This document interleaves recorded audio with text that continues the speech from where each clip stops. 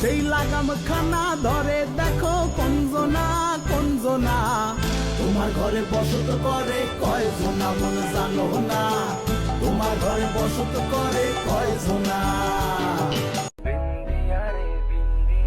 মাটির একখানে কেস বানাইয়া মেশিন দিছে তার ভিতর, রং বেরঙের বার্নিশ করা দেখতে ঘরে কি সুন্দর।